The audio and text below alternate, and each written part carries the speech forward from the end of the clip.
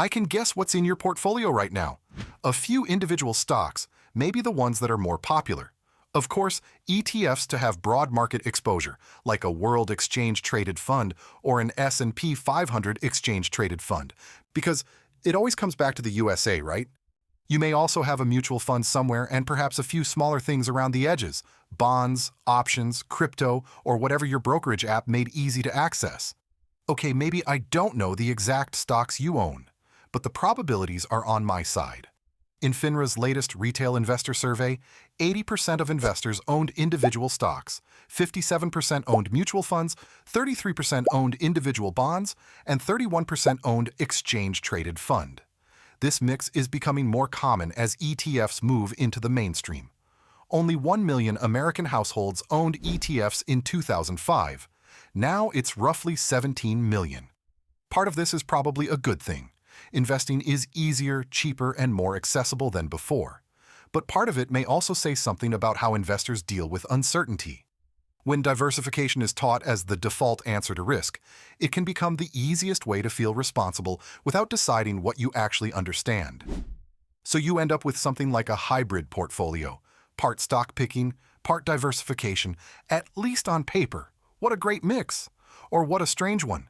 You can probably see where I'm going with this.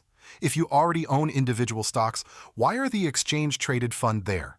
Are they there because you can't analyze every company yourself? Because you lack the knowledge, the time, or maybe because you just don't want to do the work? Or because diversification is the first rule every investor is taught before they ever learn how to judge a business? Yeah, that sounds a little more likely. Which brings us right to Charlie Munger's uncomfortable argument. The idea of diversification makes sense to a point. If you don't know what you're doing and you want the standard result and not be embarrassed, well, of course, you can widely diversify. Now, nobody's entitled to a lot of money for recognizing that because it's a truism. It's like knowing that 2 and 2 equals 4. But the investment professionals think they're helping you by arranging a diversification. An idiot could diversify a portfolio, or a computer for that matter. But the whole trick of the game is to have a few times when you know that something is better than average, and invest only where you have that extra knowledge. And then if you get just a few opportunities, that's enough. Imagine you find a company, I don't know, let's say in the UK. You studied the whole business and you are genuinely convinced by it. Then you make it 1% of your portfolio, surrounded by 40 other positions that you understand more or less, or maybe that you have not studied at all. And still you tell yourself, I'm going to add a Europe ETF to my portfolio to diversify. I mean, how does that make sense? Either you do not trust your own analysis, or you are using diversification to make the decision feel safer. And the modern investing system makes this reflex easy. Retirement plans, target date funds, robo-advisors, model portfolios, ETFs. All of them make longer portfolios feel normal. Munger describes what you are doing as diversification. But let's give credit where credit is due. Peter Lynch popularized the term diversification in his book One Up on Wall Street, where he used it to describe companies that made themselves worse by expanding into businesses they did not understand. Beyond my preference for Munger's brutally direct way of speaking, I think he is the cleaner example of that idea because Lynch ran a fund with hundreds of positions, sometimes more than 1,000.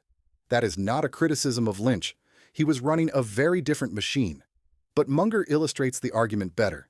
If you truly understand a small number of exceptional opportunities, spreading your capital too thin can become a way of hiding from your own judgment. He even said that the Munger family held only 3 investments: Berkshire, Costco, and Lee Lu's fund.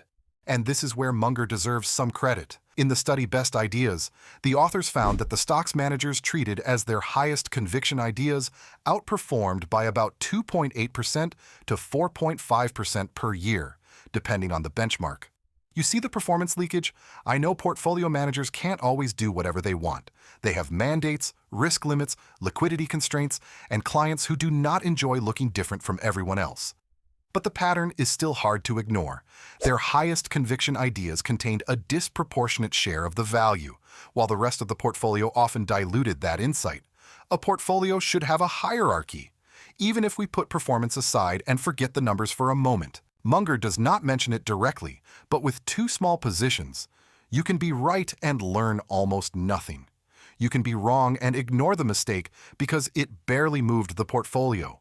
Or worse, you can end up with an average result while holding a few exceptional businesses inside the portfolio. You obviously learn much less than you would from a more concentrated portfolio. If a position is large enough to notice, every outcome becomes more educational. You want the mistake to be visible enough to teach you something. That is where concentration becomes more than a portfolio choice. It forces you to truly understand what you actually own. A few exceptional decisions can matter more than dozens of average ones, but only if you actually know why they are exceptional, and only if they carry enough weight to matter. And yes, I grant you this. You need to be able to lose that money. But that's not really the point. We already know that concentration is not for everyone.